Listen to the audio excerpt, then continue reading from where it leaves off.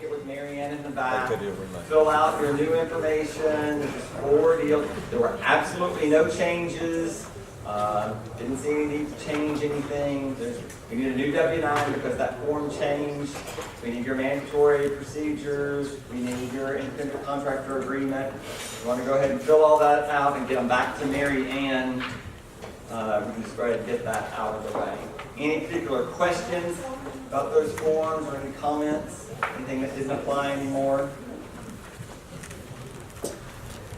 So I'll go on. So we're on track for our current building for them to deliver it to us. I would say the end of January is what they say. So I'm going to say the middle of February, they're going to turn the shell over to it. You should see the windows being installed in about 10 days. You know, they create a shell of a building. Frank and I, Maria, are the design coordinators for that building, so we've made all the exterior selections. It is very old. The goal of that building is to look like it's 100 years old when it's finished. So it's 4 different sets of antique bricks. We selected the pattern. The pattern is different on each of the 4 facades. And we'll use a heavy mortar on the antique brick so that it will look old. There is a significant portion of glass throughout the entire building. So the building will be done. There are 67 parking spots in that particular location there, some of which are covered so you can come in the rain, some of which are not. The way we've currently got it designed, everyone would enter onto the Omar side, you would come in and it would be one way back out the Studewood side. It'll just be easier for the flow. Currently that's the way it's planned, although it could be subject to change. Our office space, which is, so we are currently in about 3,000 square feet, a little less than that. We have 5,000 square feet on that second floor, significantly larger than what we're at. And our patio is right at 2,000 square feet. On that second floor. So a lot of it, there is a kitchen there, there's a Viking range, and there's refrigerators and wine chillers and things of that nature. It's a very old rustic look also. Our interior walls are predominantly all brick.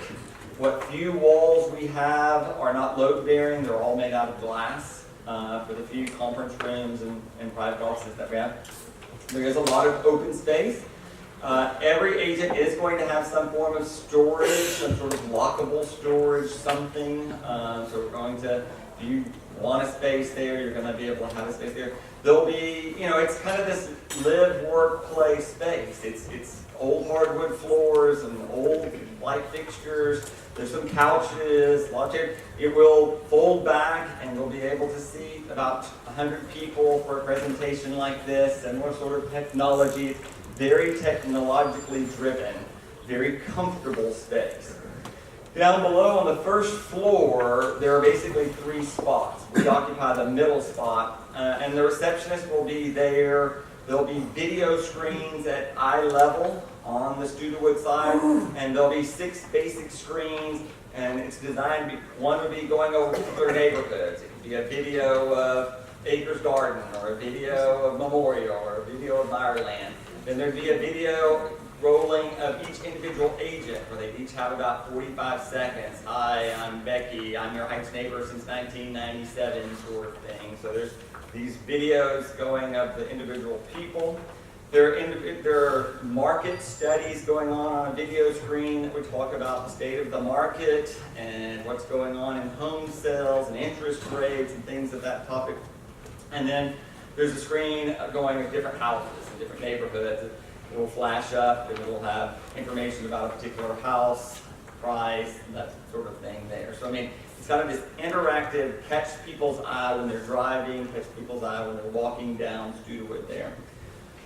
In the middle there, so the reception would be down there. Sandra would have an office there. Taff will have an office in there. There'll be a conference room in there, and then there'll be a kind of a waiting area, lounge area with some tables there too. So a potential client could enter from the Studewood side, and we call you and say, Rhonda, Mr. and Ms. Smith are here, and you could go down and talk to them there in the lounge area, there at the table, or there in the private conference room. Or you can bring them upstairs.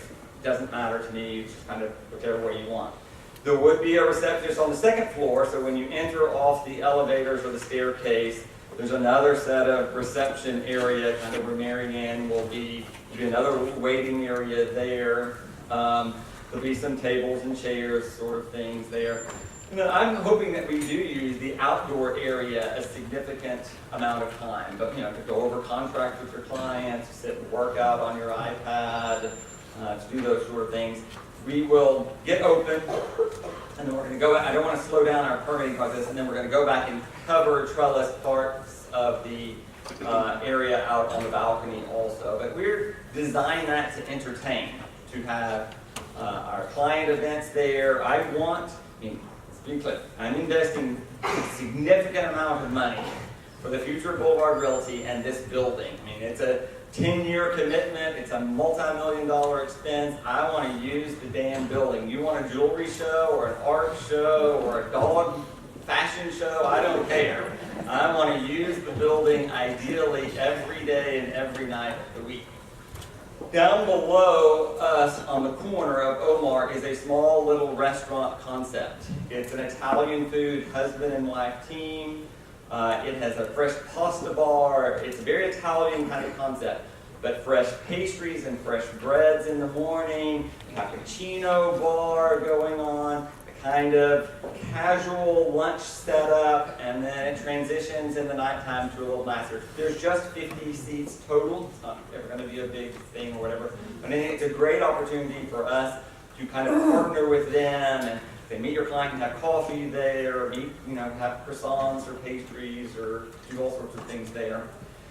The Bosscat concept, which is going where the old glass wall is, it's a version of Bosscat. I don't know if you've ever been there. It's kind of behind the Tenenbaum deal in Westheimer at Mid Lane. There's a concept there. That's the restaurant going into the glass wall spot. And then also, it's very cool, very kind of old retro-y sort of thing. They have a wide variety of foods and things going on there too. So we'll be able to interact with them also. And the goal is to have each of these restaurants and other restaurants, it could be Brian Caswell and it could be Liberty Kitchen or anything, to serve dinners and things up on the balcony. A wine dinner for 50 people on a Tuesday night, or a crawfish event or whatever up there on a Thursday night. I want to bring people to the office for reasons outside of real estate because it helps brand the company into the neighborhood there. So it's a very interactive sort of deal. The kitchen facility, while it's not great, it's a 48-inch Viking range. You can warm up some stuff there. But we'll be able to utilize the two restaurants for catered events up there. So we want people to interact over there. Haven't decided on the other tenants, because I just want to kind of get situated. If we needed more space, we would take more space on the third floor. I could have more space on the first floor.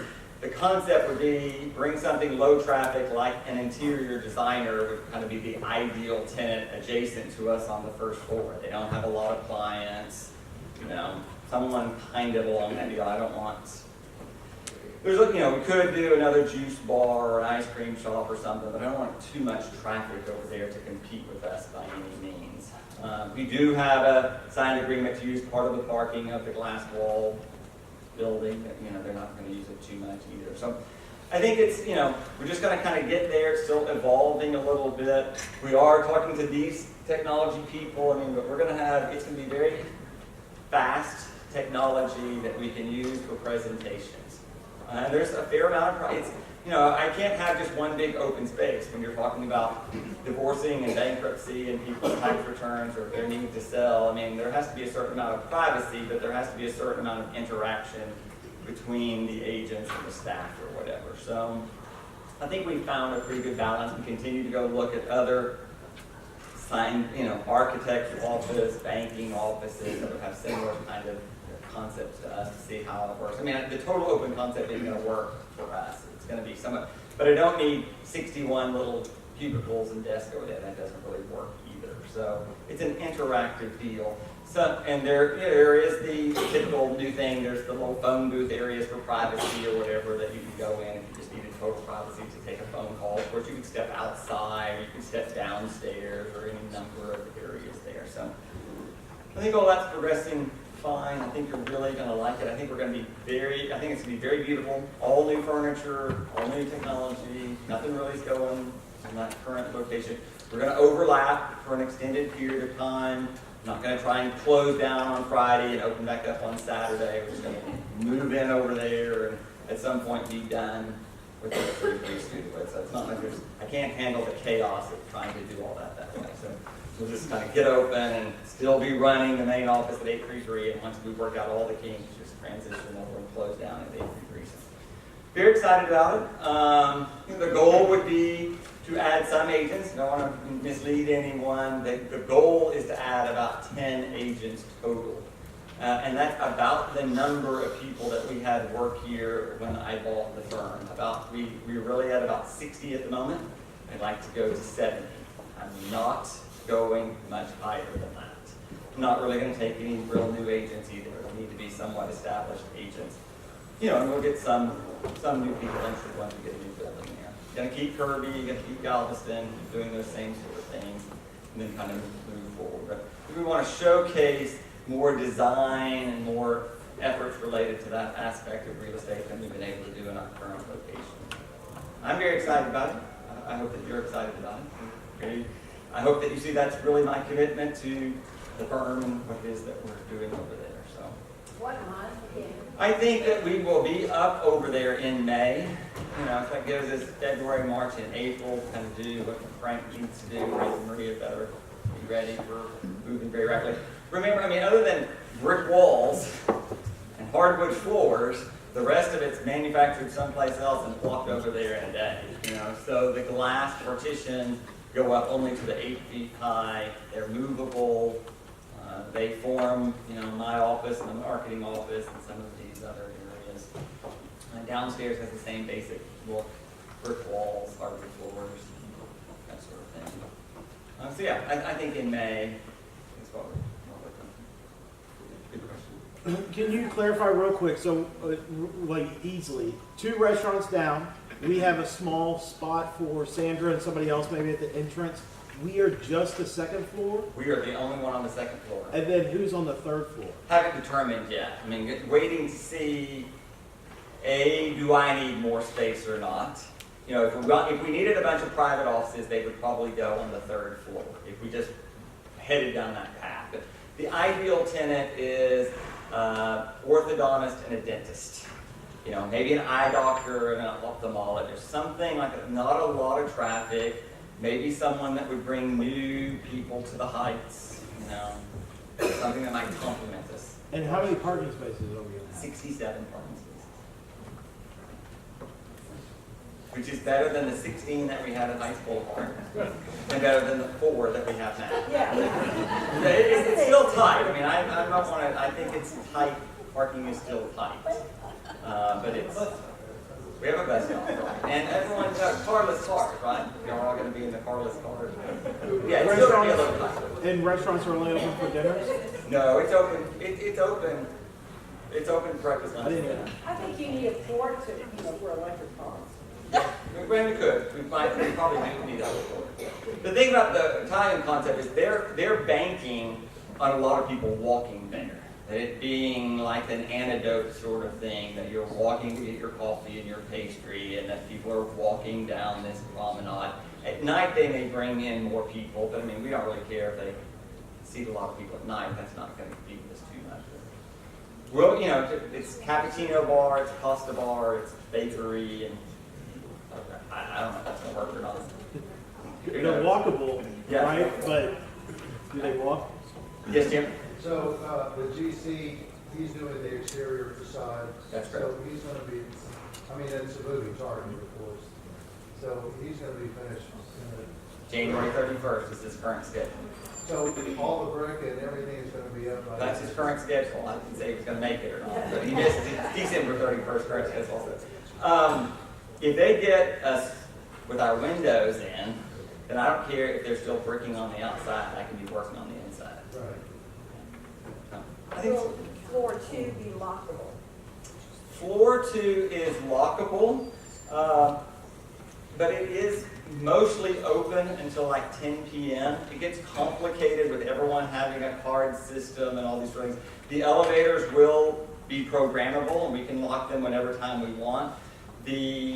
There's access to 2 staircases or whatever. I think sometimes it's just going to be easier to walk up the staircase than it is going to be to wait on the elevator or whatever. So the same thing, it will be open and we will lock them at some particular time, whether that's 6 p.m. or 8 p.m. or 10 p.m. I don't know. You know, I'm hoping, you know, like if you're there and your laptop, you're going to go lock your laptop in your locker and I'll leave it right out there. Are they tall, skinny rectangles? We're still working on them. Yeah, they're going to be able to have to accommodate a backpack and a computer and some other things. Well, I think it's more of a concern of security if you're there. I understand. There's going to be plenty of activity in that building, you know, but yes, it is lockable, to answer the question. Whether individual agents lock it or we set it locked at 6 o'clock or 7 o'clock, how that's going to work. Good questions.